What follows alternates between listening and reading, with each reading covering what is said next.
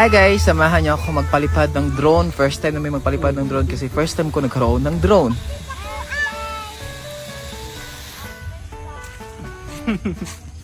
Pingarap ko talaga magka-drone dati pero napakamahal, diba? Nagkakalaga I think ng 5,000 pesos.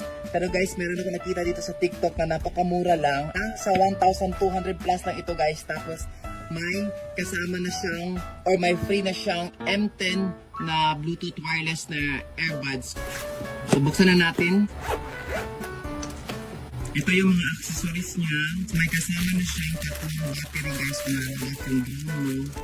Bale, ito yung controller. Tapos kailangan mo siya bilihan ng battery kasi need siya ng battery. Ito yung kinakabit yung cellphone guys. Maganda ito kasi ganyan. Yan. Kasi doon na tayo sa mismong drone. Dito mo ilalagay yung battery niya guys. Ito. So bale, ito yung 4K na camera. Pwede dito sa harap, tapos meron dito sa ibaba kung saan mo gusto. So, paano siya gagamitin guys?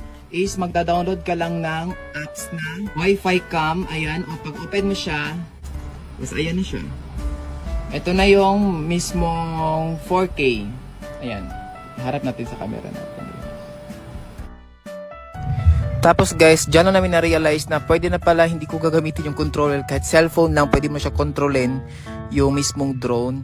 Tapos, hindi ka naman malilito kasi andyan na lahat yung mga instruction kung ano yung dapat, kung paano siya i-off, andyan. Tapos, kung gusto niyo pala umorder dito guys, ilalagay ko dyan sa yellow basket kasi ayan, napakaganda niya, sulit na sulit siya kasi mura lang siya guys. Si Epoy pala yung pinapagamit ko kasi hindi ako marunong mag-control.